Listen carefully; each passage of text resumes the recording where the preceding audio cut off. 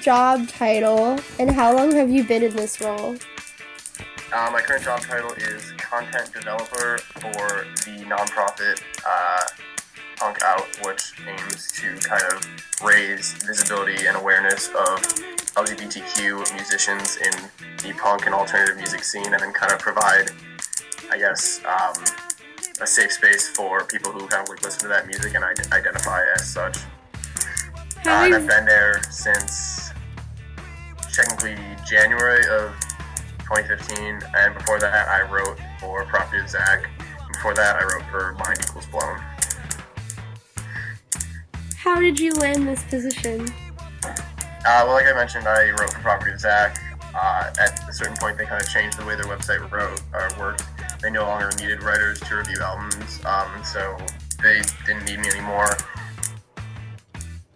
And so one of the guys who used to write for Property of Zach, he managed the artist spotlight, Michael McCarran. He started Punk Out, and he kind of like posted in the Property of Zach page saying, "Hey, anybody who wants to kind of jump on board with this, you're more than welcome to." So I messaged him, and that's how we kind of connected. And I've been doing that since January. What's something that you super enjoy about the work that you do currently? I mean, obviously I just generally enjoy writing, but especially now that I'm writing for Punk Out, it's really cool to kind of have, I think, more of like an effect, like a positive effect on kind of the community that I'm a part of. Before just reviewing albums, you know, it's fun. I'm sure people get a lot out of it, but I think now I feel maybe more a sense of satisfaction, being able to help kind of like a movement that I so strongly believe in. So I think it's more personal now, which makes it kind of more enjoyable to do, and maybe I think it just makes it more enjoyable, and I think I'm more like invested in it because it means so much to me. Do you find yourself doing things more so by yourself or working with other people in collaboration?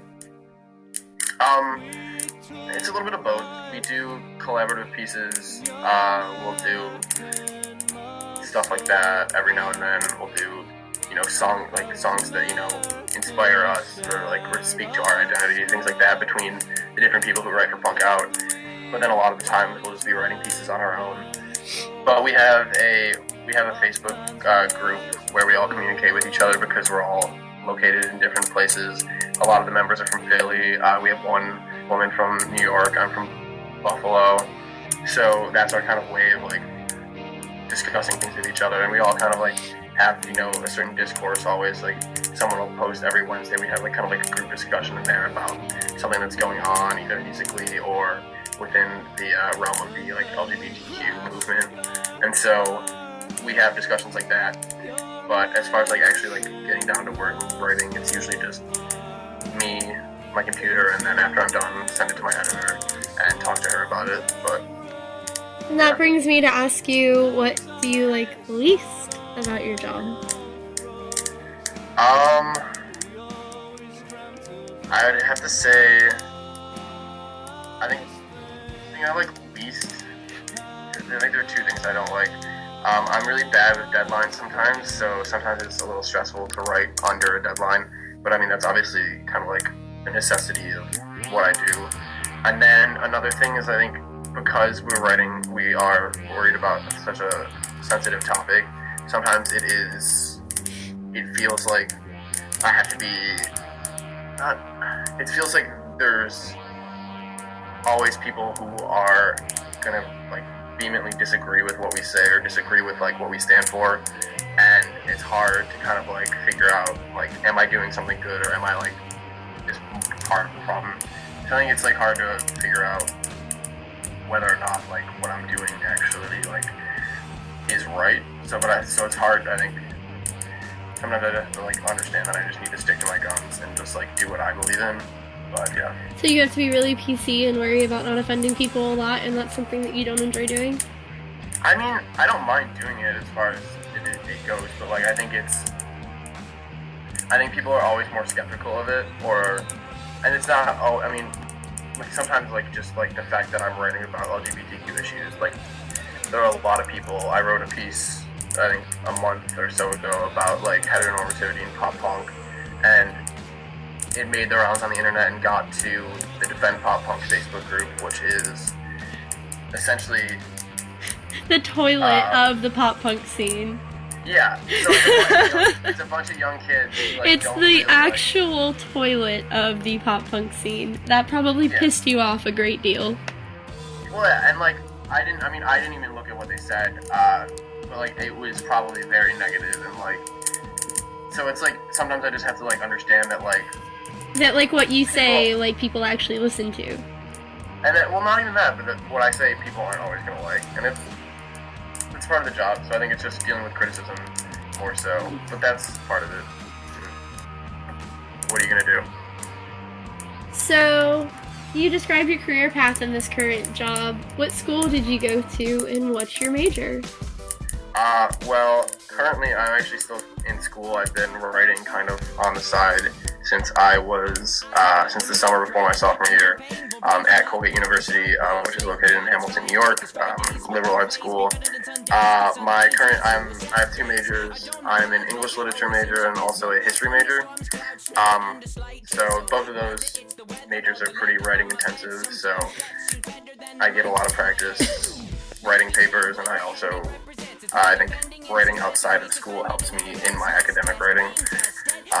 But yeah, so I just write a lot. Would you say that, oh, I lost what I was saying. She's gonna kill me. Would you say that you're in a lot of debt because of school at this point? I was really lucky in that I got a pretty good chunk of financial aid from my school. I also I've done like work study stuff. The past couple of summers I've worked. I have some debt, but it's not. I think it's not enough where I'm kind of like worried about it. I think I will be able to pay it off in a relatively short amount of time. But obviously that's not the case for everybody else, so I think it's just I was fortunate in my situation. What's some advice that you would have for somebody that wants to start writing in the music journalism field? I would say, and this is for probably anybody who wants to write, period, it's just like writing is not something that like comes easily no matter how talented you are, and so I think like practicing as much as you can, writing as much as you can. Like, if you want to write professionally, you, for the most part, you probably have to write every day, just every day, no matter what. Like, make yourself write. And then also, a lot of people forget that one of the best ways to become a better writer is to do a lot of reading. Like, just reading, even if it's, just like the paper, or if it's a novel by your favorite author, reading that and kind of seeing the ways that different authors and journalists go about writing a piece or a novel really kind of like makes you examine the way that you write, and obviously it's going to influence you a little bit, and I think it's a good way to pick up maybe like things that authors do, like syntactically, the different ways they use grammar, punctuation, stuff like that. Kind of get like little tips like that from them. But yeah, I think if you want to be a writer, again, you just have to go out and write, because that's the only way you're going to get better at it, is doing it constantly. I found that in journalism it's really great to sit there and watch the news and to sit there and read articles. Just every article you see, whether it's biased, whether it's bad, whether it's poorly written, there's always something you're going to learn from it. Yeah. You're going to learn, hey, maybe I should do this. Hey, maybe I should never do this again in my life. This person looks like a moron. Yeah, and like it obviously depends on what your style is. Some authors are, depending on what you're doing, are very straightforward. Some like to incorporate, humor, etc. into things. But I think you understand that once like they found their voice, they like really stick to it, and giving like readers a level of consistency is always good, so that they know like this is an article by so and so. Like when I pick up like a Chuck Palahniuk novel, I know what I'm in for, because like I've read his other works, so I'm expecting that. But at the same time, I think it's also important to maybe always give readers like a little twist. You want to, I guess, establish not like necessarily a brand, but maybe like certain tropes or whatever that you use in your writing, and then every now and then kind of like play with that and like subvert that to make things interesting. Because people don't want to read the same review, the same article a million times over. So it's always good to keep things fresh but consistent. All right, well, I just want to go ahead and thank you for your time today, and I really appreciate you sitting down and talking to me about your job and your current situation. Yeah, no worries. Thank It you. was fun.